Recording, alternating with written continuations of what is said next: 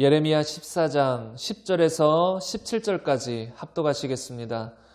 여호와께서 이 백성에 대하여 이와 같이 말씀하시되 그들이 어그러진 길을 사랑하며 그들의 발을 멈추지 아니하므로 여호와께서 그들을 받지 아니하고 이제 그들의 죄를 기억하시고 그 죄를 벌하시리라 하시고 여호와께서 또 내게 이르시되 너는 이 백성을 위하여 복을 구하지 말라. 그들이 금식할지라도 내가 그 부르짖음을 듣지 아니하겠고 번제와 소제를 드릴지라도 내가 그것을 받지 아니할 뿐 아니라 칼과 기근과 전염병으로 내가 그들을 멸하리라. 이에 내가 말하되 슬프도소이다. 주 여호와여 보시옵소서. 선지자들이 그들에게 이르기를 너희가 칼을 보지 아니하겠고 기근은 너희에게 이르지 아니할 것이라. 내가 이곳에서 너희에게 확실한 평강을 주리라 하나이다. 여호와께서 내게 이르시되 선지자들이 내 이름으로 거짓 예언을 하도다. 나는 그들을 보내지 아니하였고 그들에게 명령하거나 이르지 아니하였거늘 그들이 거짓 계시와 점술과 헛된 것과 자기 마음의 거짓으로 너희에게 예언하는도다. 그러므로 내가 보내지 아니하였어도 내 이름으로 예언하여 이르기를 칼과 기근이 이 땅에 이르지 아니하리라 하는 선지자들에 대하여 여호와께서 이와 같이 말씀하셨노라. 그 선지자들은 칼과 기근에 멸망할 것이요 그들의 예언을 받은 백성은 기근과 칼로 말미암아 예루살렘 거리에 던짐을 당할 것인즉 그들을 장사할 자가 없을 것이며 그들의 아내와 아들과 딸이 그렇게 되리니 이는 내가 그들의 악을 그 위에 부음이니라.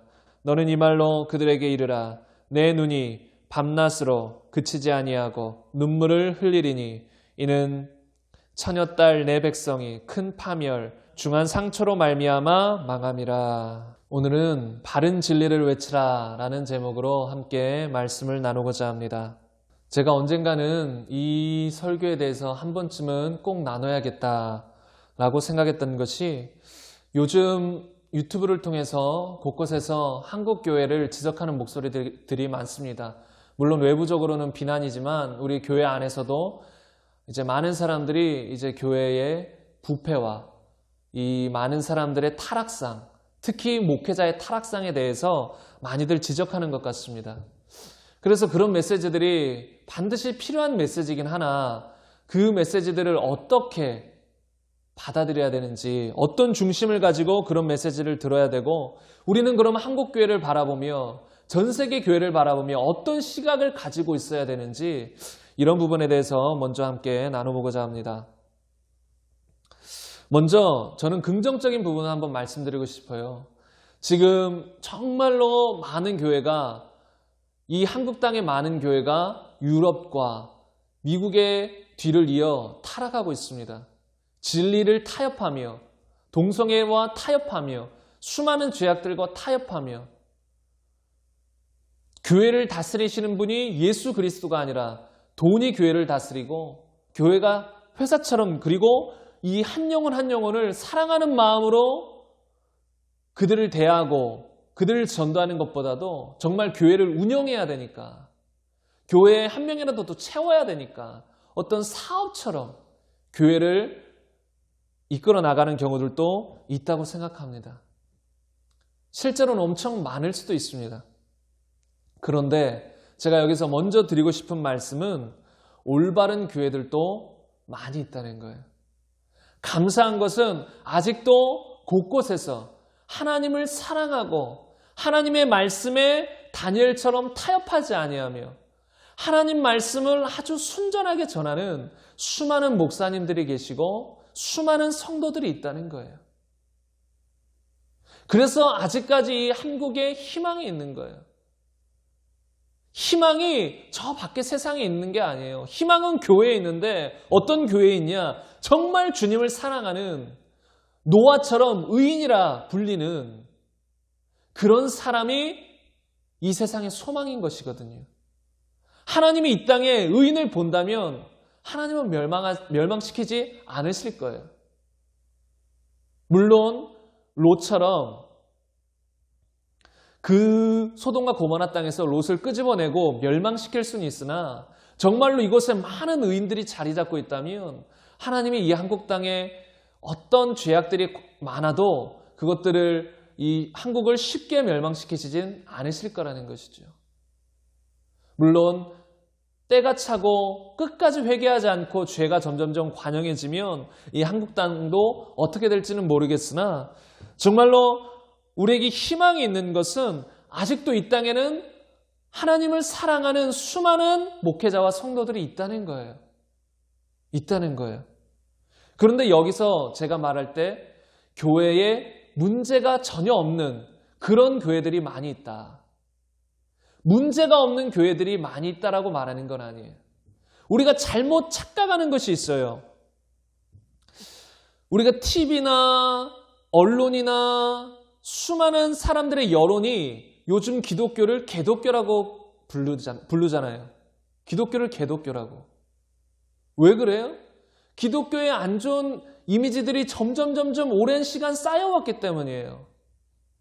그러다 보니까 교회를 다니는 성도들 중에서도 너무나도 대형교회나 어떤 목사님들에 대해서 무조건 안 좋은 시각을 갖는 경우들이 있다는 거죠. 정확한 시각을 가져야 되는데 치우친 시각을 갖게 될 수도 있다는 거예요. 좌나 우로나 치우치면 안 되는데 어떤 사람들은 너무나도 교회의 긍정이에요. 잘못된 메시지가 선포되어 있는데도 무조건 목사님이 말씀하시면 뭐 교회에서 나온 이야기면 다 맞겠지. 하나님 말씀에 전혀 근거하지 않는 동성연애를 옹호하거나 예수님 믿는 사람들이 척결대상 1위인 공산주의를 옹호하거나 WCC와 같은 종교 통합 이런 것을 옹호하는 어떤 교회가 있는데 거기서 목사님이 했으니까 뭐 맞겠지. 무조건 긍정하는 거. 이것도 너무나도 잘못된 거지만 또 반대로 교회들을 향하여서 너무나도 비난적인 시각만 가지고 있는 것도 잘못됐다는 거예요. 우리가 바르게 분별하는 건 필요하나 비난하는 것은 아니거든요. 예수님이 그 악한 유대의 지도자들을 향해서 독사의 새끼들이라 그랬어요. 근데 어떤 사람들은 예수님도 욕하지 않았습니까? 하면서 막 독사의 새끼들아 뭐 어쩌고저쩌고 이럴 수도 있어요. 어떤 사람들은 예수님이 그랬으니까 막 이렇게 합리화하면서 막 사람들에게 강한 말로 독사의 새끼들아 뭐 이렇게 하는 사람도 있는 것 같아요. 그런데 제가 어느 순간 이런 생각이 들더라고요. 예수님은 욕을 한 게 아니시다. 단지 욕을 한 게 아니시고 그 실상을 말해준 것이다. 단지 기분이 나빠가지고 그들을 저주하고 싶어가지고 야, 이 독사의 새끼들아 지옥에나 가라 이렇게 말하신 게 아니시다. 그들이 정말로 독사의 자식들이기 때문에 그 압이 마귀하고 똑같은 중심으로 정말 맹인을 인도하며 악한 짓을 행하고 있기 때문에 그 실상을 드러내준 것이지 실상을 밝혀준 것이지 예수님이 막 비난하고 사람들을 저주하고 지옥으로 보내려는 그런 분이 아니라는 거예요. 우리가 여기서 알아야 될 것은 정확하게 드러내줘야 되는 건 필요해요. 잘못된 건 잘못된 것이라고 드러내줄 필요가 있다는 거예요. 물론 어떤 경우는 주님이 허물을 덮어주셨듯이 우리도 허물을 덮어주고 조용히 해야 될 때도 있어요. 그러나 또 어떤 경우에는 하나님의 선지자처럼 강하게 선포해줘야 되는 거예요. 다윗에게 한 선지자가 가서 외쳤듯이 당신이 지금 악한 일을 행하지 않았습니까? 라고 외쳐줄 필요가 있다는 거예요. 다윗에게 외쳤듯이 잘못된 걸 지적할 사람들도 필요하다는 거예요. 그런데 여기서 잘못을 지적할 때 비난이 되어서는 절대 안 된다는 것이에요. 비난이 아니라 그 잘못된 걸 드러내줌으로 말미암아 누군가가 그 소리를 듣고 회개하고 돌이키기를 바라는 마음으로 얘기해 주는 거라는 것이죠. 드러내주는 것은 필요하다는 거예요. 그런데 많은 사람들이 이 한국교회의 잘못된 것을 보면서 그냥 모든 교회들, 어떤 대형교회 타락한 뉴스가 나오면 갑자기 대형교회들을 향한 시선들이 다 안 좋아져요. 정말로 하나님을 사랑하고 성령이 강력하게 역사하시는 초대형 교회들도 있다고요. 근데 반대로 성령이 역사하시지 않고 그냥 인간적인, 그냥 인본주의적인 초대형 교회들도 있을 수 있어요. 우리는 정확하게 보고 분별하고 하나님의 마음과 시각으로 봐야지 무조건 어떤 교회가 타락했다고 다른 교회들, 다른 목회자들도 무조건 안 좋은 시각으로 봐서는 안 된다는 것이지요. 무조건 긍정, 잘못된 것도 긍정으로 하면 안 되고 또 무조건 비난, 이것도 안 된다는 것이죠. 정말 우리는 바른 시각으로, 주님의 시각으로, 공정한 시각으로 봐야 될 필요성이 있다는 것이지요. 그런데 사람들이 또 여기서 속을 수 있는, 또 오해할 수 있는 것 중에 하나는 교회가 문제가 없어야 된다는 생각이에요. 여러분, 교회는 성령이 강력히 역사하실 때도 초대교회도 그랬고 분명히 문제들이 있었어요. 왜 문제들이 있을까요? 하나님이 역사하시고 하나님이 다스리시는 곳에 왜 문제가 생길까요? 하나님이 문제를 만드는 걸까요? 아니에요. 그 안에 죄인들이 있기 때문에 그래요. 다르게 표현하면 그 안에 아직 거듭나지 못한 사람들이 많이 있기 때문에 그렇다는 거예요. 교회 안에도 아직까지 예수님을 제대로 믿지 못하고 또 믿었다고는 하나 실제로 거듭나지 않은 가짜 성도들이 많이 있어요. 그런데 가짜 성도들이 있는데 어떻게 문제가 안 일어난다는 거예요. 실상을 말하면 가짜 성도들은 그 아비가 하나님이 아니라 마귀거든요. 분명히 교회에서 문제를 일으킬 수 있다는 거예요. 그렇다고 그 교회가 문제 있는 교회는 아니에요. 잘 가는 교회, 아주 하나님을 사랑하고 하나님이 강력하게 역사하시는 교회에서도 저는 자살이 일어날 수 있다고 봐요. 이거는 강한 말일지 모르나 잘 들어보셔야 돼요. 교회는 죄인들이 모이는 곳이에요. 그리고 교회를 가장 공격하는 세력은 마귀거든요. 그럼 마귀는 어떻게든 교회를 무너뜨리려고 별의별 방법을 다 쓸 거란 말이에요. 그러니까 교회 안에서 아직 예수님을 믿지 않거나 연약한 성도들을 노려서 그런 일을 벌일 수도 있다는 거예요. 근데 그렇다고 그 교회가 잘못된 것은 아니라는 거예요. 잘 이해하셔야 돼요. 또는 잘못됐을 수도 있어요. 정말로 복음이 제대로 선포된다면 교회에서 자살하려고 하던 사람도 마음을 바꿔서 자살하지 않을 거예요. 행복의 길로, 주님 안의 길로 걸어갈 거예요. 그러나 아닌 경우들도 있다는 거예요. 제가 한 가지 이해화가 떠올라요. 그게 누굴까요? 가룟 유다. 잘 들어보세요. 이 말을 듣고 조금 의아하시는 분도 있을 거예요. 아니, 교회 안에 자살이 일어났는데 그 교회가 건강한 교회라고 말하다니. 그러면 여러분, 예수님이 건강하지 못했을까요? 잘 보셔야 돼요. 그 교회가 바르고 바르지 못하는 건 첫째로 주님이 판단하시는 것이고, 둘째로 우리가 봤을 때는 성령의 열매가 나타나는 것, 또 하나님의 바른 진리가 선포되고 성령의 역사가 일어나는 걸 보면 알 수 있는 거예요. 그런데 그렇게 바른 진리가 선포되고 성령의 역사가 일어남에도 불구하고 가룟 유다와 같은 사람이 있을 수도 있다는 거예요. 3년 동안 예수님 곁에서, 예수님의 수제자는 아니지만 그래도 예수님의 12제자 중에 한 명으로 있었던 가룟 유다. 현대 우리 교회로 말하자면 3년 동안 밤낮 모든 예배에 참석하고 모든 기도에 참석하고 함께 교회를 위해서 헌신했던 사람.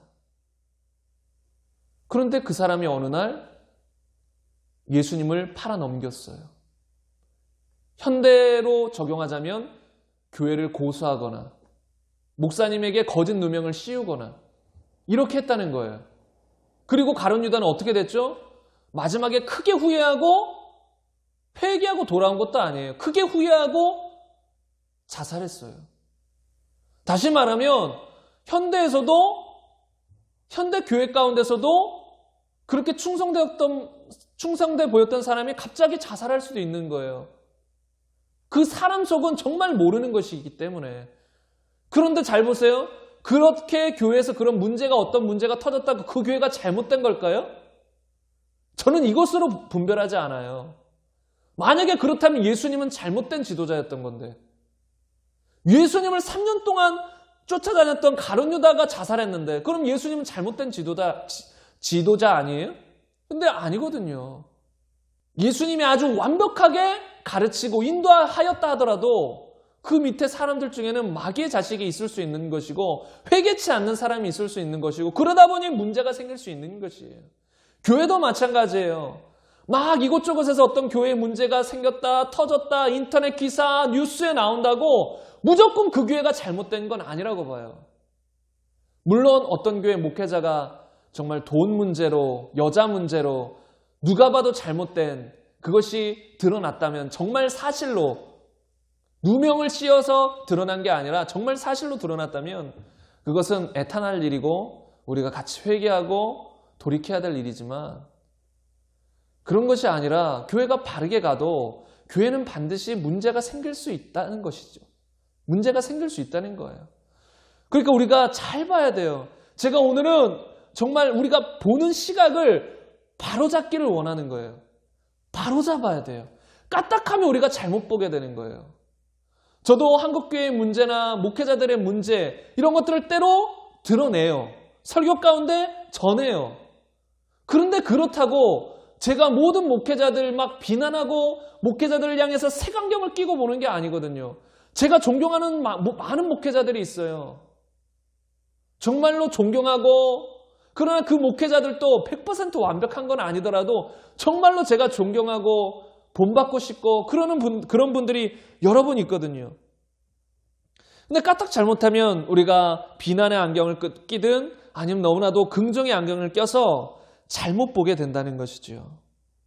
고린도전서 1장에 보면 교회 안에 파가 나뉘어요. 두 파도 아니에요. 4개의 파로 나눠요. 나는 아볼로파, 나는 바울파, 나는 게바파, 나는 그리스도파. 4개의 파로 나눠요. 몰라요? 성경에 기록되지 않은 또 다른 파가 있는지. 그러니까 성도들이 난 바울파예요, 나는 아볼로파예요, 나는 그리스도파예요, 나는 게바파예요, 막 이렇게 나뉘는 거예요. 우리의 주는 예수 그리스도뿐인데 갑자기 사람들이 예수 그리스도만 바라보는 게 아니라 나는 바울파예요, 막 이렇게 나가는 거예요. 왜 이런 일이 벌어졌을까요? 미성숙한 신자들이 있었기 때문이에요. 아직까지 미성숙한 신자, 가짜 성도도 있지만 미성숙한 성도들도 있어요. 그러다 보니까 교회 안에서 이런 문제들도 생기는 것이죠. 그러니까 우리 이런 것은 바로잡고 또 함께 기도하며 함께 성장해 나가면 되는 것이지요. 우리가 무조건 비난할 게 아니라는 것이에요. 제가 여기까지는 우리가 이제는 무조건 비난하지 말고 바른 시각을 가져야 된다라고 말했어요. 그런데 이제는 조금 더 실제적이고 심각한 이야기를 좀 나누고자 합니다. 오늘 본문 말씀을 가지고 함께 나누고자 해요. 에레미야 14장 10절 이하에 보면 에레미야 선지자가 하나님께 받은 말씀에 대해서 나와요. 10절에 보면 그들이 어그러진 길을 사랑하며 그들의 발을 멈추지 아니하므로 여호와께서 그들을 받지 아니하고 이제 그들의 죄를 기억하시고 그 죄를 벌하시리라 하시고, 이렇게 기록되어 있어요. 그 시절에 그 백성이 어그러진 길을 사랑했다는 거예요. 진리의 길, 의의 길을 사랑한 것이 아니라 어그러진 길을 사랑하고, 그 어그러진 길을 사랑해서 죄악의 길로 가는 그 죄악의 발걸음을 멈추지 아니하고 계속해서 죄의 길로 걸어갔다는 거예요. 그래서 하나님께서 뭐라 말씀하세요? 하나님께서 그들을 받지 아니하시고 그 죄를 벌하시리라. 그런데 이 모습이 현대 우리 기독교 안에도 있다는 걸 우리가 알아야 된다는 거예요.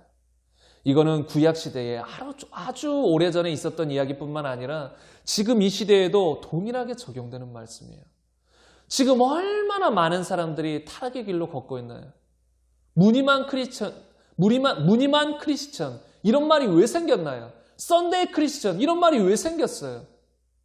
오히려 교회 다니는 사람들이 더해.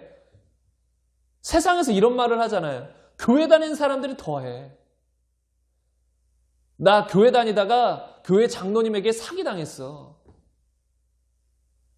여러분 이런 말들이 왜 생기는 건가요? 왜 생길까요? 실제로 타락했기 때문이에요. 그리스도인이라 불리는 많은 사람들이 하나님의 진리의 길을 떠나서 문의는 그리스도인인데 타락의 길로 걷고 있다는 거예요. 말만 쥐어줘야 한다는 거예요. 그 중심에 예수가 주가 아니라 말만 쥐어줘야 하면서 불법을 행하며 살아간다는 거예요. 이 말씀이 지금 이 시대를 반영하고 있는 것이에요. 그래서 우리가 세상 사람들이 기독교를 욕하는 것이 반은 맞고 반은 틀려요. 무슨 말이냐면 반은 맞는다는 소리가 실제로 교회 안에 그런 타락이 많이 일어났기 때문에, 그러나 반은 틀리다는 이야기는 그 세상 사람들의 그 생각들을 마귀가 사로잡아서 자꾸 교회를 공격하는 것이 있기 때문에 이 두 가지가 다 있는 것이죠. 교회가 타락이 안 일어났어도 세상 사람들의 시선을 사로잡아서 교회를 악하게 보는 거예요. 이게 마귀가 하는 일인 것이죠. 그런데 11절에 보면 이 백성을 향해서 하나님이 이렇게 말합니다. 너는 이 백성, 타락한 백성을 위하여 복을 구하지 말라. 12절에 보면 그들이 금식할지라도 내가 그 부르짖음을 듣지 아니하겠고, 현대의 많은 크리스천들도 지금 이 모습인 거예요. 잘 보세요. 우리가 어떤 사람들 무조건 복을 빌면 안 되는 것이에요. 이런 경우 있잖아요. 아직 예수님을 잘 믿지도 않고 신앙생활 제대로도 하지 않는데 무조건 자녀가 잘 되길 바랍니다. 축복합니다. 형통할 거예요. 잘 될 거예요. 평안할 거예요. 이런 복을 빌 수 없는 것이에요. 다음에 나오겠지만 그런 복을 빌면 그건 거짓 선지자인 거예요. 거짓 사역자인 것이에요. 아니 지금 신앙생활도 제대로 못하고 예수님을 제대로 믿지도 않고 죄악의 길로 걷고 있고 불법을 행하고 있고 사업장에서 계속 불법적인 일을 행하고 그걸 알고 있는데 사업 잘 될 거예요. 형통할 거예요. 이렇게 말한다면 그건 거짓 선지자죠. 그것은 거짓 목회자죠. 그렇게 말하면 안 된다는 것이에요. 복을 구하면 안 된다는 것이에요. 왜요? 그들이 금식할지라도 하나님은 그들의 기도를 듣지 않는데, 아니 하나님도 그들의 기도를 안 듣고 있는데 목회자가 무엇이기에 그들을 위해서 복을 빌 수 있냔 말이에요. 못한다는 거예요. 만약에 그렇게 한다면 그것은 하나님과는 전혀 상관없이 엉뚱한 이야기를 하는 사람이 되는 거예요. 잘못하다 보면 하나님과 대적하는 자가 될 수도 있어요. 심하게 나가다 보면. 하나님은 그렇게 어그러져서 불법을 행하는 자들의 기도를 듣지 않으세요. 막 불법적인 사업을 행하면서 금식하면서 기도한다고 하나님이 그 사업을 잘 되게 해줄까요? 회개치 않는 악한 마음을 품고 있는데 금식하며 하나님께 매달린다고 하나님이 들어줄까요? 기독교가 무슨 알라딘 램프 같은 그런 도깨비 방망이 같은 그런 종교인가요? 샤머니즘 같이 그냥 축복만 비는 그런 종교인가요? 그런 거 아니에요. 비인격적인 그런 거 아니에요. 살아계신 하나님과 사귐이 있고 만남이 있고 생명의 연합이 있고 사랑이 있는 그런 것이 기독교거든요. 그런데 그렇게 회개하지 아니하고 죄악의 길로 걷고 있으면서 금식한다고 기도한다고 헌금 1,000만 원 1억을 한다고 하나님이 기뻐하실까요? 하나님이 1억 그거 받고 싶어 하시겠어요? 이 세상 모든 게 하나님 건데? 아니라는 거예요. 우리가 이런 메시지를 통해서 우리 자신이 경고함을 받아야 돼요. 경고를 받아야 돼요. 우리 자신 속에도 혹시 이런 모습이 있지 않는가? 회개치 않는 마음, 어그러진 길을 사랑하는 마음, 죄를 좋아하는 마음, 여전히 죄를 사랑하면서 하나님께 매달려서 어떤 축복을 달라고 구하진 않는가? 하나님은 그런 기도 듣지 않는다는 거예요. 그리고 그런 자를 향해서 복을 빌어서도 안 된다는 거예요. 하나님은 복 받기를 원하시죠. 근데 회개하고 복을 받기를 원하시죠. 더 나아가서 그 회개가 복인데 회개한 다음에 참된 축복이 임하기를 원하시죠. 회개가 먼저라는 것이죠. 이어서 보겠습니다. 13절을 보겠습니다. 이에 내가 말하되 슬프도소이다. 주 여호와여 보시옵소서. 선지자들이 그들에게 이르기를 너희가 칼을 보지 아니하겠고 기근은 너희에게 이르지 아니할 것이라. 내가 이곳에서 너희에게 확실한 평강을 주리라. 여러분, 이게 뭘 말하는 거예요? 거짓 선지자들을 말하는 거예요. 하나님은 지금 에레미야를 향해서 이 백성을 위해서 복을 구하지 말라. 그 죄를 내가 벌할 것이다. 그들의 금식할지라도 나는 듣지 않을 것이다. 이렇게 말씀하고 계신데 에레미야가 슬픈 마음으로 하나님께 말씀드리는 거예요. 하나님 보세요. 선지자들이 그들에게 너희가 칼을 보지 아니하겠고 전쟁이 나지 아니하겠고 기근도 너희에게 없을 것이고 너희에게 확실한 평강이 있을 것이다. 확실한 평강을 줄 것이다. 하나님, 많은 선지자들이 지금 이렇게 말하고 있습니다. 여러분, 여기에 이 선지자들이 무슨 선지자예요? 거짓 선지자라는 거예요. 그게 14절에 나와요. 여호와께서 내게 이르시되 선지자들이 내 이름으로 거짓 예언을 하는도다. 나는 그들을 보내지 아니하였고 그들에게 명령하거나 이르지 아니하였거늘. 하나님은 그들에게 명령하지도 않고 이르지도 아니었는데 그들이 거짓 예언을 하는 거예요. 너희는 평강할 거다. 여러분 평강할 것입니다. 여러분 잘 될 것입니다. 여러분 축복받을 것입니다. 거짓 예언을 하고 있는 것이에요. 그러나 실상은 어때요? 이들은 지금 멸망의 위기에 처해 있어요. 근데 에레미야가 슬프게 이 얘기를 하는 거예요. 근데 여기서 좀 무슨 말이, 예레미야의 마음이 어떤 마음인지 좀 생각해 보면 이런 거짓 선지자들만 없었어도 예레미야가 외쳤을 때 그 수많은 백성이 회개하고 돌아올 수 있거든요. 잘 보세요. 거짓 선지자들이 여러분 괜찮을 거예요. 잘 될 거예요. 형통할 거예요. 이런 말만 안 해놨어도 예레미야가 나가가지고 여러분 지금 회개하지 않으면 멸망합니다 외쳤을 때 그들의 마음에 찔림을 받고 돌이킬 수도 있었을 거예요. 그런데 거짓 선지자들이 미리 이렇게 다 얘기해놓은 후에 에레미야가 얘기한다면 그 효과가 상당히 반감될 수 있다는 거예요. 지금도 이 땅에 참된 목회자들이 많이 있어요. 정말로 성경 그대로 회개를 외치고 한 번 구원받았다고 막 사는 게 아니라 언제든지 우리가 믿음을 떠나면 불법을 행하고 내 마음대로 살다가는 멸망에 이를 수 있고 지옥 갈 수 있으니 끝까지 믿음을 지켜야 된다. 한 번 구원받았다고 구원파처럼 자만하면 안 된다. 언제든지 우리가 믿음을 저버리면 구원을 잃어버릴 수 있다. 하나님은 여러분을 사랑하고 평안을 원하지만 우리가 회개치 않으면 멸망한다. 눈물의 외침을 하는 귀한 목사님들이 많이 계실 수 있어요. 근데 그럼에도 불구하고 수많은 성도들이 회개하고 돌아오지 않는 이유가 뭔지 아세요? 가장 큰 이유 중에 하나는 거짓된 메시지를 계속 들었기 때문이에요. 그리고 스스로 위로하는 거예요. 그리고 제대로 된 메시지를 향해서는, 말씀을 향해서는 귀를 닫는 거예요. 왜요? 제대로 된 말씀은 우리의 심령과 골수를 찔러 쪼개니까 그거 싫거든요. 겸손하게 받아들이지 않는 사람은 자신의 죄가 드러나고 회개를 외칠 때 이 속에서 거부 반응을 일으킬 수 있어요. 그래서 듣기 싫어할 수 있는 거예요. 근데 그때 합리화하는 게 뭐예요? 아니야, 그래도 난 구원받았어. 한 번 믿으면 영원히 구원받는 거야. 하나님이 나 택했으면 내가 지금 막 살더라도 죽기 전에도 하나님은 나 회개시켜서라도 천국 보낼 거야. 난 천국은 확정됐어. 이런 잘못된 가르침으로 자신을 합리화하는 것이에요. 얼마나 안타까우고 슬픈 이야기예요.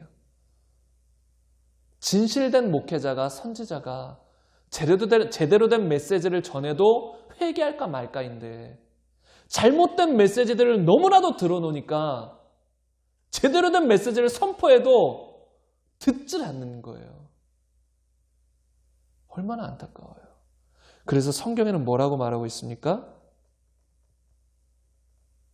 누가복음 6장 39절엔 이렇게 말합니다. 또 비유로 말씀하시되 맹인이 맹인을 인도할 수 있느냐? 둘이 다 구덩이에 빠지지 아니하겠느냐? 이것이 예수님 시절만 아니라 지금도 동일해요. 여러분, 제가 단지 비난하는 게 아니라 실상을 드러내기 위해서 이런 말을 하는 거예요. 수많은 사역자 중에 양의 탈을 쓴 이리가 많이 있어요. 이건 제가 신학교 1학년 때쯤까지는 잘 몰랐어요. 정말로 목사님을 존경하고 뭔가 목사님은 너무나 신령해 보이고 그냥 막연히 그렇게 생각했던 것 같아요. 제가 신학생 1학년 때였던 것 같아요. 어느 날 이 신학교 강당에서 목사님들의 총회가 열렸습니다. 총회가. 수많은 목사님들이 이제 회의하는 것이죠. 그런데 이런 이야기가 들려요. 싸움이 벌어졌다고.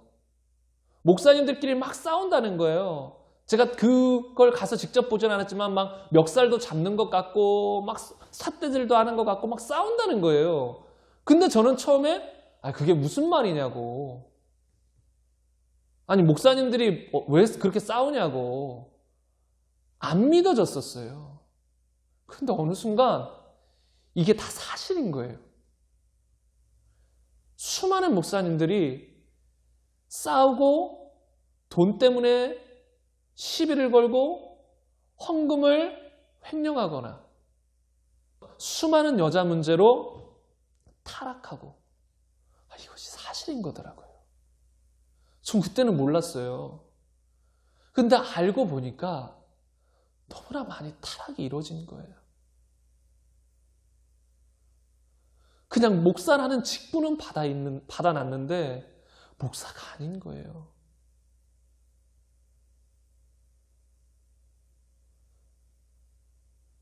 하나님의 백성들을 또 그리고 수많은 영혼들을 하나님의 길로 바르게 인도해야 될 사역자들이 먼저 타락해서 지옥으로 향하고 있다는 거예요. 그게 사실이더라고요. 이건 아주 약과예요. 제가 듣는 수많은 이야기들을 들어보면 교회 안에서 이 정직과 하나님의 말씀을 따라 이 운영이 되어지는 것이 아니라 다 돈을 따라 움직이고 너무나도 이런 일들이 많이 있다는 거예요. 여러분, 교회가 정말로 왜 존재하는가? 그걸 모르는 사람들, 명함만 목사인 사람들이 많다는 거예요. 제가 이 말하는 건 잘 들으세요. 제발 이 말을 듣고 그 모든 목회자들 향해서 잘못된 비난의 시각을 갖지 마세요. 그러나 여러분도 이제 스스로 말씀을 보고 분별할 수 있어야 된다는 거예요. 그리고 무작정 목사라는 이름을 가진 사람이 말했다고 다 믿어서도 안 된다는 거예요. 제가 심지어 이 강단에서 어떤 잘못된 성경과는 반하는 이야기를 한다면 여러분은 저에게 오셔서 말해야 되는 거예요. 그건 성경적이지 않습니다. 성경에서는 동성연애를 죄라고 했고 동성연애라는 사람은 지옥에 간다고 했는데 왜 목사님은 동성연애를 옹호하십니까? 이렇게 말해야 되는 거예요. 만약에 제가 그런 정신 나간 소리를 하게 된다면. 여러분, 지금 많은 목회자들이 동성연애에 대해서 점점 옹호하는 발언들이 생기는 것 같아요. 미국 장로교인가요? 거기서는 심지어 동성 연애자를 목회자로 세운다니까요. 목사 안수를 준다고요. 그게 무슨 목사냐고요. 아니라는 거예요. 너무나도 많은 타락이 일어났다는 거예요. 그런데 이런 타락한 목회자, 아니요, 아예 예초에 거듭나지도 않은 목회자일 수도 있어요. 그냥 지식적으로 하나님을 알아서 지식적으로 공부하다가 그렇게 영혼들을 가르치다 보니까 맹인이 맹인을 인도하는 꼴이 되어서 둘 다 지옥에 가는 것이에요.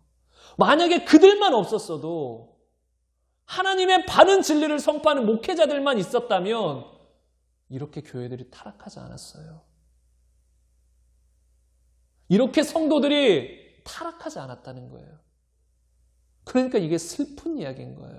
안타까운 이야기인 것이에요. 정말 우리 한국교회 그리고 신학교 깨어나야 됩니다. 그냥 장학금, 그냥 등록금 있다고 신학교 다 입학 받아주면 절대 안 돼요. 정말로 이 사람이 목회자로서의 소명이 있는가? 이 사람의 신앙이 정말 주님 앞에 바른가? 이 모든 걸 점검하고 또 그런 목회자로 길러내야 되는데 그냥 입학금이 있고 그러면 다 받아주는 추세가 되는 것 같아요. 왜요? 정원이 부족하니까. 학생들이 없으면 신학교가 돌아가지 않으니까 그냥 돈만 있으면 쉽게 받아주는 이 시대가 된 것 같아요. 물론 아닌 신학교들도 있을 거예요. 있길 바래요. 근데 그렇게 신학교를 졸업하면 그게 참 목자가 될 수 있겠냔 말이에요. 둘 다 구덩이에 빠지지. 저번에도 말씀드렸지만 그러면 어떤 사람은 반문하실 거예요. 아니, 목사님이 그렇게 말해서 그렇게 믿었는데 그게 제 책임인가요? 마지막 날에 주님의 심판대 앞에서 아니 목사님이 말해서 제가 그냥 이렇게 살다 왔는데 이게 제 책임인가요? 절 왜 지옥으로 보내시나요? 예수님께 이렇게 반문할 수 있을까요? 반문한다면 예수님은 뭐라 하실까요? 그래, 목사님 책임이다. 너는 책임 없다 그러실까요? 오늘 본문 말씀 뭐라고 말하지요? 16절에 보면 그들의 예언을 받은 백성은 기근과 칼로 말미암아 예루살렘 거리에 던짐을 당할 것인지. 그 바로 앞구절 15절 마지막 절을 보면, 마지막 부분을 보면 그 선지자들은 칼과 기근에 멸망할 것이요. 16절 그들의 예언을 받은 백성은 기근과 칼로 말미암아 예루살렘 거리에 던짐을 당할 것인지. 잘 보세요. 그 선지자들도 현대말로 목회자들도 칼과 기근에 멸망할 거라 그랬어요. 그렇게 거짓 예언을 한, 회개를 외치지 않고 평안할 것이다, 잘 될 것이다, 하나님의 축복할 것이다 라고 말한 그 선지자들도 멸망할 것이다. 그런데 그들의 예언을 받은 백성들도 똑같이 멸망할 것이다 라고 하는 것이에요. 여러분, 왜 그러면 그 거짓 선지자들의 말을 들은 백성들도 멸망할까요? 중심이 똑같기 때문이에요. 여러분, 끼리끼리 모인다는 소리 있죠. 만약에 제 앞에서 어떤 사람이 거짓된 이야기를 자꾸 해요. 제가 만약에 어떤 교회에 잠시 성도로 출석했다고 치면, 근데 그 목회자가 성경과는 반대되는 이야기를 하는 거예요. 한 번 믿으면 여러분 구원은 확정됐어요. 믿기만 하면 구원돼요. 회개는 차차하면 돼요. 이런 식으로 성경과는 반대되는 거짓된 진리를 자꾸 외쳐요. 그러면 저는 그 교회에 계속 있을까요? 저는 그날부로 그 교회를 떠납니다. 아니면 기도는 해보겠죠. 하나님, 이 교회를 위해서 제가 눈물로 더 섬겨야 될까요? 이걸 잘못된 걸 위해 그냥 뒤에서 그냥 기도하며 섬겨야 될까요? 잠깐 기도는 해볼 수 있으나 저는 바로 떠날 마음이죠. 근데 그 교회 밑에서 잘못된 메시지를 듣고 그 교회 밑에서 계속 있는다면 그것은 그 메시지에 동의한다는 거예요. 본인도 그 잘못된 마음을 가지고 있다는 거예요. 여러분, 죄를 지으면 어떤 마음을 가지게 돼요?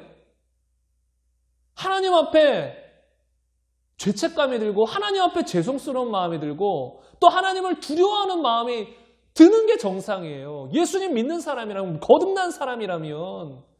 그런데 내가 지금 죄를 범했고 잘못된 길로 가고 있는데, 예를 들어 목사님이 형제님 잘 될 거예요. 하나님 축복하실 거예요.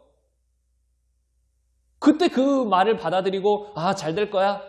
잘못된 길을 가고 있긴 하지만 난 축복받을 거야. 잘 될 거야. 이렇게 생각한다면 그 사람 중심도 어그러져 있다는 거예요. 그리고 하나님은 이 신약 시대에 모든 사람에게 예수 믿는 사람이라면 성령을 다 부어주세요.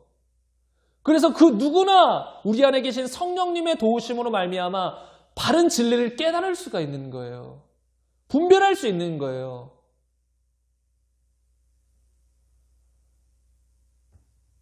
제가 아는 한 목사님은 이렇게 말했다고 그러더라고요. 청년들을 향해서. 내가 혹시 잘못된 이야기를 하면, 성경적이지 않은 이야기를 하면 여러분들이, 청년들이 나에게 와서 말해줘야 된다고. 그냥 무조건 나의 말을 듣는 것이 아니라 성경적이 아닌 이야기가 나오면 여러분들이 와서 나에게 말해야 한다고. 그렇게 말씀하셨다고 하더라고요. 저는 그 얘기를 듣고 와, 대단하시네. 근데 그게 맞는 거거든요. 이 이야기가 조심스러운 이야기지만 정말 말씀드려야 돼요.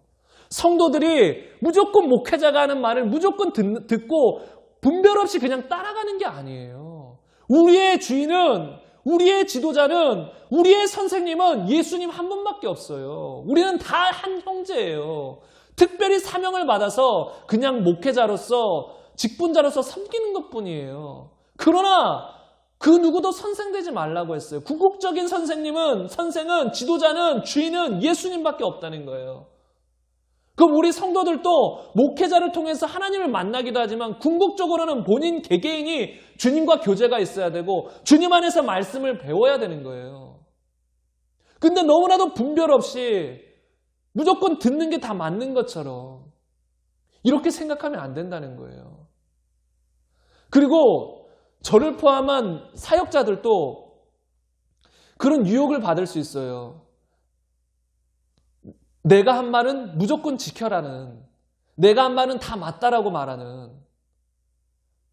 내가 사역자로서 하는 말은 하나님의 말씀이니까 무조건 따르세요라는 어떤 이런 미혹을 받을 수가 있어요. 유혹을 받을 수가 있어요. 왜요?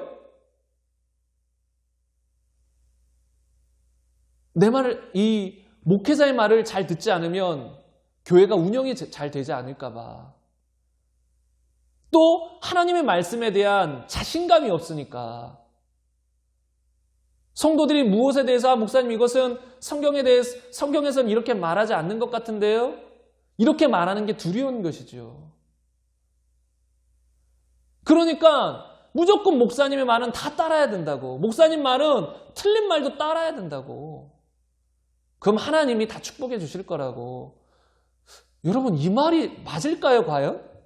목사님의 말이 틀리지 않았다면 내 의견과 좀 달라도 따르는 게 맞아요. 우리가 한 모음과 한 뜻을 가지고 나아가니까.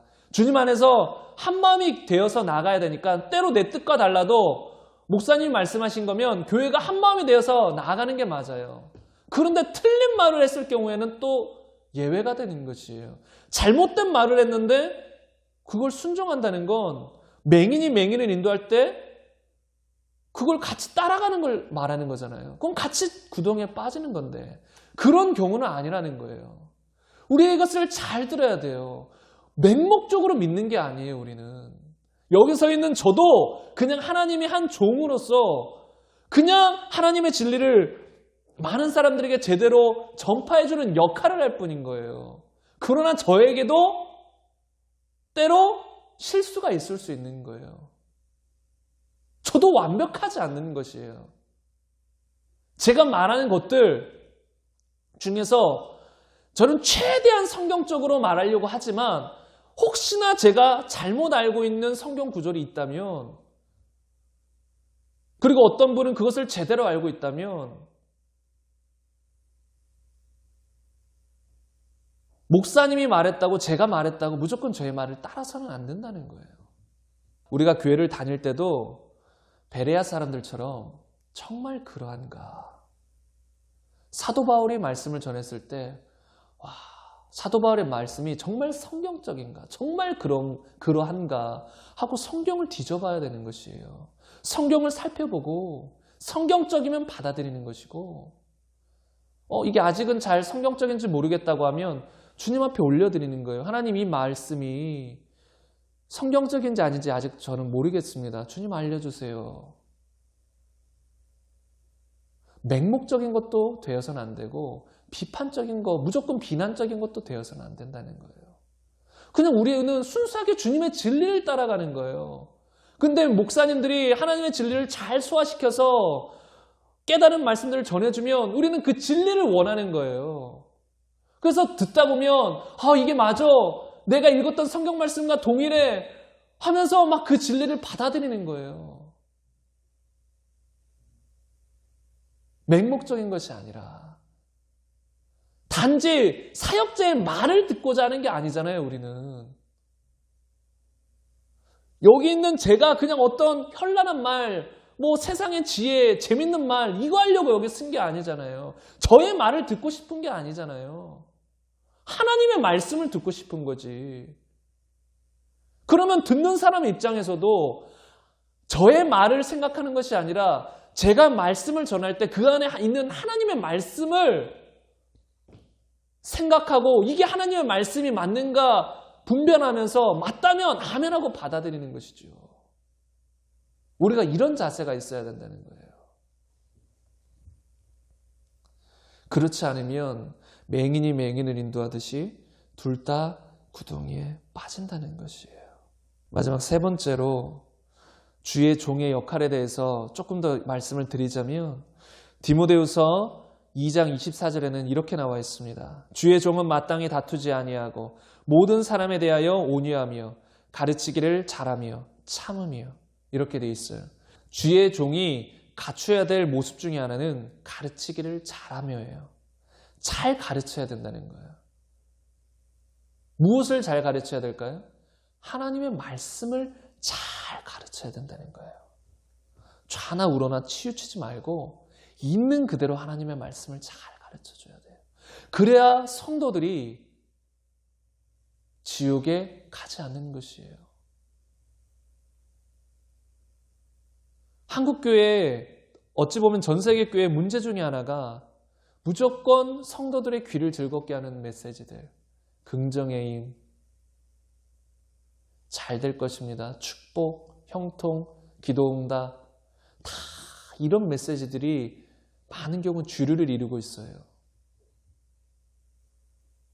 물론 성경에 그런 부분들도 나오지만 그게 핵심은 아니라는 거예요. 다른 말로 그게 이 근본 뿌리는 아니라는 거예요. 그 전에 회개가 있어야 되고, 그 전에 참된 믿음이 있어야 되고, 그 위에 긍정의 믿음. 왜 긍정의 믿음이죠? 내가 참된 회개를 했고, 내가 주님 안에 거하있고, 그리고 그 주님이 선하신 걸 아니까 어떤 상황에서도 긍정의 힘이 생기는 거예요. 그냥 무조건 긍정의 힘, 긍정의 힘, 그런 거 아니거든요. 목회자는 정말 치우치면 안 돼요. 성도들의 입맛에 맞게 치우치면 안 되고, 또 여론에 따라 치우치면 안 돼요. 제가 얼마 전에 아는 지인으로부터 이런 이야기를 들었어요. 요즘 유튜브에 정치에 관한 이야기를 하면 뜬다. 그러니까 목회자로서 정치에 관한 이야기를 한번 해보라고. 뭐 좌파, 뭐 공산주의, 뭐 이런 이야기를 하면 조회수가 많이 클릭이 되나 봐요. 그래서 저에게도 그런 얘기를 하더라고요. 근데 저도 분명히 그런 거에 대해서 한 번쯤 이야기할 때가 오겠지만, 제가 만약에 그런 유명세를 타려고 그런 이야기를 한다면 이건 인본주의인 거죠. 사람의 귀를 즐겁게 하려고. 근데 목회자는 사람에게 말하는 것이지만 하나님의 메시지를 받아서 말하는 거거든요. 뭐 이게 인기 있더라, 이런 메시지가 좋더라, 요새는 이런 축복의 메시지를 하면 사람들이 오더라, 요즘에는 이런 메시지들을 전하면 교회 성도들이 몰리더라, 제자 훈련을 하면 교회에 몰리더라, 뭐 어떤 세미나를 하면 몰리더라. 이게 아니라 각 사람에게 주어진 하나님의 달란트와 하나님의 그 사명이 있는 거예요. 그거에 따라 하면 되는 거거든요. 치우치면 안 되는 거예요. 이게 까딱 잘못하면 치우쳐요. 어떤 교회가 이렇게 해서 부흥했더라. 그 부분에서 성경적이고 좋은 건 따라서 본받아야겠지만 무조건 따라가면 안 되는 거예요. 각 사람마다 자기에게 주어진 하나님의 메시지들이 있어요. 하나님이 주신 사명이 있어요. 그것을 바르게 전할 수 있어야 된다는 거예요. 오래전에 어떤 한 사람이 다니던 교회에서 많이 힘들었었나 봐요. 교회의 어떤 훈련이나 또 사람들 말하는 것이 상처가 되었고 또 교회 움직이는 게 은혜보다는 너무 율법적으로 보였었나 봐요. 그래서 그 교회를 나온 다음에 생각을 완전히 반대로 바꿔서 은혜, 무조건 은혜다. 하나님은 사랑과 공의이신데 너무 사랑만 강조하는 거예요. 하나님의 은혜만 너무 강조하는 거예요. 그런 모습을 보면서 이러면 안 되는데, 아무리 좌로 치우친 곳에서 상처를 받았다고 할지라도 극단적으로 우로 나가서는 안 되는데, 우리가 이런 함정에 빠지기가 쉬워요. 너무 극단적인 곳에서 상처를 받으면 반대쪽 극단으로 달리기가 쉬워요. 우리는 그러면 안 되고 정로를 걸어야 돼요. 정말 성경이 말하는 것이 무엇인가? 성경 진리를 있는 그대로 전해줘야 한다는 거예요. 이 성적인 것에 대한 타락이 심하니까 너무 극단적으로 아예 성적인 것을 금지해버린다면 오히려 그게 더 큰 부작용이 생길 수도 있다는 거예요. 이 땅에 정말로 성적인 타락이 심하잖아요. 그렇다고 기독교인들이, 목회자들이 성적인 것을 더럽게만 보고 무조건 성적인 것을 죄악시 여겨버리면 오히려 더 은밀한 곳에서 더 큰 죄악들이 벌어질 수 있는 거예요. 정확하게 목회자는 가르쳐줘야 되는 거예요. 혼전, 순결 지켜야 되고 성적인 것은 오직 결혼한 부부에게만 속한 것이다. 그리고 부부에게는 그 성적인 것이 아름다운 것이다. 그러나 부부를 떠나면 그것은 죄가 된다. 이렇게 명확하게 가르쳐줘야지. 제가 듣기로는 어떤 목회자는 자기가 10여 년인가 부부관계를 맺지 않았대요. 그리고 그것을 거룩한 것처럼 자랑스럽게 여겼대요. 여러분 그런 얘기를 들으면 와 대단하다 그러십니까? 그럼 여러분은 정말로 뭔가 잘못 알고 있는 거예요. 이 심령이 뒤틀려 있는 거예요. 여러분 부부는 이 사랑하면서 부부관계를 가지게 돼 있는 거예요. 그게 하나님이 그렇게 만들어 주셨어요. 죄악시 여기시지 않았어요. 하나님이 만드신 거고 아름다운 거예요. 부부 안에서는. 근데 그것을 더럽다고 여기고 목회자가 그걸 안 한다. 그리고 그걸 자랑한다. 이건 너무나도 성경에서 빗나가서 치우친 것이라는 것이죠. 혹시 모르겠어요. 그분이 너무나도 성적인 타락에 대해서 많이 접했고 알아서 극단적으로 아예 성적인 것을 더럽게 생각하는지는 모르겠지만 이건 완전히 성경하고는 잘못된 것이라는 것이죠. 그리고 우리가 목회자들이 정말로 바른 이야기를 해줘야 되는 것 중에 몇 가지가 동성연애에 대해서도 바르게 외쳐줘야 되고, 동성연애는 죄고 그들은 다 지옥 간다. 회개치 않으면 동성연애자들은 천국 갈 수 없다. 예수님 믿는 동성연애자, 이런 단어까지 생기는 것 같더라고요. 여러분 그런 거는 말이 안 맞아요. 빛과 어둠이 같이 있다는 소리예요. 그거는 빛이 있으면 어둠은 물러나게 돼 있는 거예요. 동시에 공존 못해요. 그런데 예수 믿는 동성연애자들, 이거는 말 자체가 틀린 거예요. 예수님 믿는 동성연애자는 없어요. 동성연애자가 회개하고 예수님 믿어 천국은 갈 수 있지만 예수님 믿는 사람이라면 예수님이 주인이기 때문에 동성연애를 끊겠죠. 동성연애와 싸우겠죠. 타협할 수 없다는 거예요. 동성연애는 죄라는 거예요. 제가 예수 그리스도 이름으로 선포합니다. 동성연애에서 해방되지 않으면, 회개하지 않으면 다 지옥 갑니다. 이건 성경에 명시하고 있는 거예요. 타협이 없어요. 그것은 끔찍한 죄예요. 소돔과 고모라 땅도 그렇게 멸망했어요. 하나님은 남자와 여자를 만드시고 남자와 여자가 하나가 되게 만드셨지, 남자가 남자, 여자가 여자를 이렇게 사귀고 연애하고 결혼하게 만들지 않으셨어요. 그것은 가증한 것이에요. 이건 죄예요. 그들은 지옥 갑니다. 그러니 회개해야 한다는 거예요. 제가 조금 더 말씀드리고 싶은 건, 넘어가려고 했는데 이런 마음에 들어요. 동성연애는 정말로 하나님이 가증하게 보시는 거예요. 하나님의 창조 질서를 완전히 대적해서 하나님께 대드는 거예요. 영적인 것으로 보면. 잘 보세요. 하나님은 남자와 여자를 지어서 하나가 되게 했는데 그 하나님의 질서를 완전 무시해버리고 남자가 남자와 여자가 여자와 이상한 짓을 한다. 이건 하나님 보시기엔 너무나도 죄악이고 가증스럽다는 거예요. 그러나 그 동성연애를 하는 그 사람들은, 그 죄는 가증스럽지만 저도 당연히 그 사람들은 회개하고 돌이키길 원해요. 예수님을 안다면 저러지 않을 텐데. 이런 마음이 있죠. 교회에서는 WC나 종교 통합 이런 것들이 절대로 옳은 것이 아니라고, 그것은 죄악의 길이라고 반드시 말해줘야 돼요. 다른 종교와 타협하는 것, 다른 종교와 타협하는 것, 다른 종교와 같이 걷는 것 말이 안 되는 거예요. 예수님만 길과 진리 생명인 거예요. 그리고 낙태하는 거, 간통하는 거 다 잘못된 거라는 거 전해줘야 돼요. 몰라요. 그리고 혼전 순결을 지켜야 되는 것도 요즘 청소년들 교회 다니면서도 모르는 것 같아요. 결혼하기 전에는 순결을 지켜야 되는데 세상 문화가 흐름이 그렇지 않으니까 그냥 그 결혼 전에도 동거하는 것이 자연스러운 거예요. 근데 교회 다니면서도 그게 죄인지를 몰라요. 이거의 책임은 우리 목회자들에게 있다는 거예요. 우리가 알려줘야 되는 거예요. 이게 죄라고.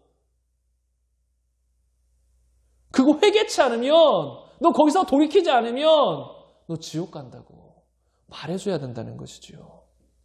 그리고 공산주의, 특별히 우리나라에서는 좌파의 사람들이 공산주의 영향이 많다고 알려져 있잖아요. 공산주의는 절대 안 된다는 거. 공산주의는 하나님을 대적하는 존재이기 때문에. 공산주의에서 척결 대상 1순위는 기독교인이에요. 그런데 공산주의를 조금이라도 옹호하는 사람 우리가 표로 찍어준다. 말이 안 되는 것이에요. 동성연애를 옹호하는 사람을 찍어준다. 그거 기독교인으로서 말이 안 되는 거예요. 그럴 수 없는 거예요.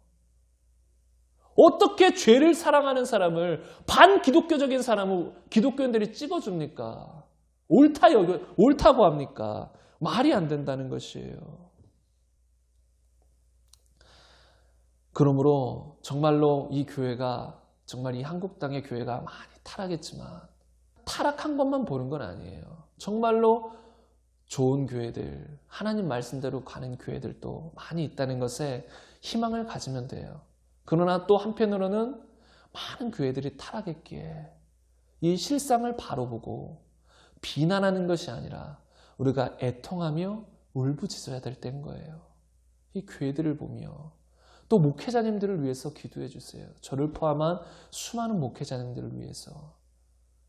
목회자들이 타락한 이유 중에 하나는 본인이 먼저 예수님을 제대로 믿지 않은 경우도 많지만 또 한편으로는 사단의 공격이 그만큼 목회자들에게 집중되어 있기 때문이에요. 많은 영적인 공격이 목회자들을 향해요. 왜요? 목회자들이 넘어지면, 목회자들이 미혹돼서 잘못된 말씀을 전하면 그 밑에 있는 성도들 쉽게 넘어질 수 있거든요. 다 지옥으로 끌고 갈 수 있거든요. 그러니까 목회자를 공격하는 거예요. 그래서 이 한국교회 목회자들을 위해서 애통하며 기도해 주셔야 돼요. 기도해 주셔야 돼요. 그리고 저와 같은 목회자는 정말로 바른 진리를 선포할 수 있어야 되고, 또 성도들은 그런 목회자에게 힘을 실어줘야 돼요. 목회자들이 바른 소리를 할 때 귀를 막는 것이 아니라 좀 축복 얘기, 좋은 얘기 해주세요가 아니라 오히려 이런 바른 소리가 우리에게 복되다는 걸 알고 더 은혜 받았습니다. 힘을 실어줘야 되는 거거든요. 그럴 때 목회자들이 더 바른 소리 할 때 더 강력하게 선포하기도 쉬워져요. 물론 성도들의 반응이 그렇지 않더라도 목회자는 정말로 바른 소리를 해야 돼요. 하나님의 말씀을 그대로 전파해 줘야 돼요. 이게 우리의 사명이라는 것이죠. 정말 이 에레미야 선지자의 마음처럼 정말 슬픈 거예요. 그 밑에 구절에 보면 하나님도 눈물 흘리신다 그랬어요. 오늘 본문 마지막이죠. 17절 보면 너는 이 말로 그들에게 이르라. 내 눈이 밤낮으로 그치지 아니하고 눈물을 흘리리니 이는 처녀 딸 내 백성이 큰 파멸 중한 상처로 말미암아 망함이라. 여러분, 하나님도 이런 상황을 보시며 기뻐하거나 그냥 빨리 지옥으로 보내야지 그런 분이 아니라는 거예요. 하나님도 그치지 아니하는 눈물을 흘리신다는 거예요. 이 상황을 보시고 우리 한 사람 한 사람을 보시고 그러므로 우리는 정말로 하나님 말씀 위에 서서 눈물로 이 땅 교회를 위해 기도하고 목회자들을 위해 기도하고 또 목회자들은 바른 진리를 선포해야 될 줄로 믿습니다. 그런 이 한국교회와 전 세계가 될 수 있도록 우리 이 시간 기도했으면 좋겠습니다.